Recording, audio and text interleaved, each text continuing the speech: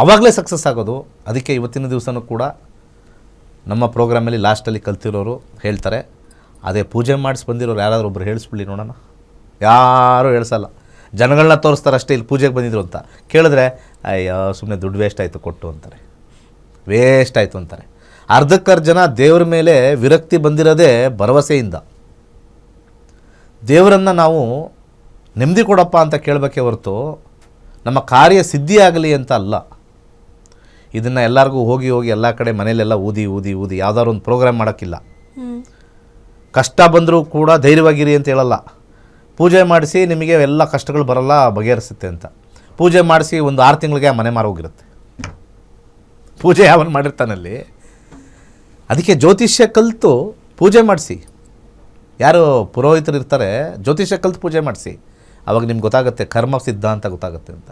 ಎಲ್ಲಿವರೆಗೂ ಜ್ಯೋತಿಷ್ಯ ಹೇಳ್ತಕ್ಕಂಥ, ಯಾಕೆಂದರೆ ಇವತ್ತು ಜ್ಯೋತಿಷರೆಲ್ಲ ಪುರೋಹಿತರೆಲ್ಲ ಜ್ಯೋತಿಷರಲ್ಲ.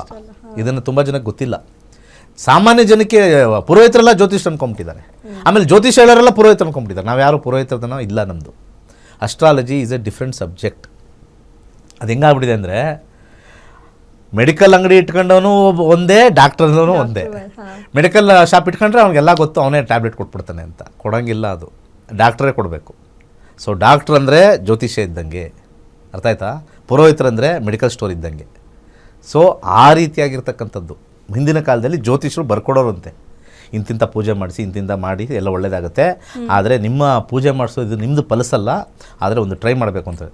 ಕೆಲವ್ರಿಗೆ ಇಂಥ ಪೂಜೆ ಮಾಡಿಸಿ ಗ್ಯಾರಂಟಿ ಫಲಿಸುತ್ತೆ, ಯಾಕಂದರೆ ಜಾತಕದಲ್ಲಿ ಅದು ತೋರಿಸ್ತಾ ಇದೆ ಫಲಿಸೋದು.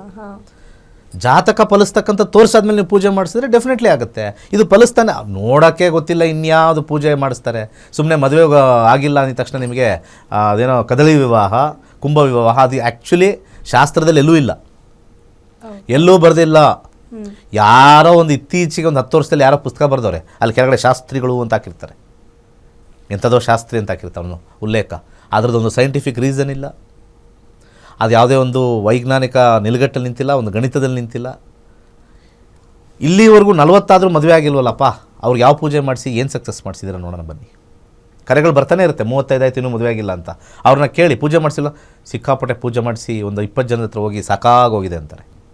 ಏನು ಸಾಕಾಗೋಗಿದೆ? ನಿಮ್ಮ ಹಣೆ ಬರೋಕ್ಕೆ, ನಿಮ್ಮ ಕರ್ಮಕ್ಕೆ ಮದುವೆ ಇಲ್ಲ ಅಂತಂದರೆ ಇಲ್ಲ. ಅದು ಬಿಟ್ಟು ಆಸಕ್ತಿ ಇಂಪಾರ್ಟೆಂಟ್ ಆಗುತ್ತೆ. ಜಾತಕದಲ್ಲಿ ಬರ್ತಕ್ಕಂಥ ಕಾಂಬಿನೇಷನ್ ಬೇರೆ, ಆಸಕ್ತಿ ಬೇರೆ. ಇವಾಗ ನಿಮಗೆ ಮಸಾಲೆ ದೋಸೆ ಕೊಡ್ತೀವಿ, ಮಸಾಲೆ ದೋಸೆ ಬಂದಿದೆ ಜಾತಕದ ಪ್ರಕಾರ, ತಿನ್ನೋದು ಬಿಡೋದು ನಿಮ್ಮ ಇಷ್ಟ, ವೈಯಕ್ತಿಕ. ಹಾಗೆ ಮದುವೆನೂ ಕೂಡ ಇಲ್ಲಿ 2 ಪಾಯಿಂಟ್ ಇರುತ್ತೆ. ಒಂದು ಅವಕಾಶಗಳು, ಒಂದು ಆಸಕ್ತಿ. ಅವಕಾಶ ಮತ್ತು ಆಸಕ್ತಿ ಎರಡೂ ಒಟ್ಟಿಗೆ ಆದರೆ ಮಾತ್ರ ಫಲಗಳು ಬರುತ್ತೆ. ಇಲ್ಲಿ ಅವಕಾಶಗಳಿಲ್ಲ, ಆಸಕ್ತಿ ಇದೆ, ಆಗಲ್ಲ. ಅವಕಾಶಗಳು ತೋರಿಸ್ತಾ ಇದೆ, ಆಸಕ್ತಿ ಇಲ್ಲ, ಆಗಲ್ಲ. ಸೊ ಎಷ್ಟೊಂದು ಮನೇಲಿ ಮದುವೆ ಆಗ್ತಾ ಇಲ್ಲ ಅಂತಂದರೆ ಫಸ್ಟು ಆಸಕ್ತಿ ಇದೆಯಾ ಅಂತ ಫಸ್ಟ್ ನಿಮ್ಮ ಮಕ್ಕಳು ತಿಳ್ಕೊಳ್ಳಿ. ಆಸಕ್ತಿ ಮೊದಲು ಮೂಲ, ಅದಾದ ನಂತರ ಅದಿರ್ತಕ್ಕಂಥ ಒಂದು ಆಪರ್ಚುನಿಟಿ. ಓಕೆ ಗುರುಜಿ, ಮುಂದುವರ್ಸೋಣ, ಒಂದು ಬ್ರೇಕ್ ತಗೊಳ್ಳೋಣ. ಕಾರ್ಯಕ್ರಮ ಮುಂದುವರಿಯುತ್ತೆ. ಒಂದು ಸ್ಮಾಲ್ ಬ್ರೇಕ್ನ ನಂತರ ಜ್ಯೋತಿಷ್ಯ ಶಾಸ್ತ್ರದ ಕ್ಲಾಸಸ್ಸಲ್ಲಿ ನೀವೇನೆಲ್ಲ ಕಲಿತೀರಾ ಅನ್ನೋದ್ರ ಬಗ್ಗೆ ಈ ವಿಡಿಯೋದಲ್ಲಿದೆ, ನೋಡ್ಕೊಂಡು ಬನ್ನಿ.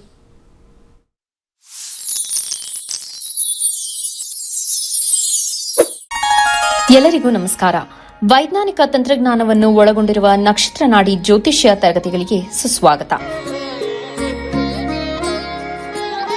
ಈ ತರಗತಿಗಳಲ್ಲಿ ಪಂಡಿತ್ ದಿನೇಶ್ ಗುರೂಜಿ ಅವರು ಕಲಿಸಿಕೊಡುವ ವಿಚಾರಗಳೆಂದರೆ ನಮ್ಮ ಬ್ರಹ್ಮಾಂಡದ ಸೃಷ್ಟಿ, ವಿಷ್ಣುವಿನ ದಶಾವತಾರಗಳಲ್ಲಿ ವೈಜ್ಞಾನಿಕ ಆಧಾರ, 4 ಯುಗಗಳು, ಉತ್ತರ ಧ್ರುವದ ಪ್ರಾಮುಖ್ಯತೆ, ನಕ್ಷತ್ರಗಳು, ರಾಶಿಗಳು, ರಾಹು ಮತ್ತು ಕೇತು ಪುರಾಣ, ರಾಶಿ ಚಕ್ರದಲ್ಲಿ 27 ನಕ್ಷತ್ರಗಳ ಸ್ಥಾನ, ರಾಶಿ ಚಕ್ರದ ಡಿಗ್ರಿ ಲೆಕ್ಕಾಚಾರ, ನಕ್ಷತ್ರದ 108 ಪಾದಗಳು, ದಶಾ ಲೆಕ್ಕಾಚಾರ,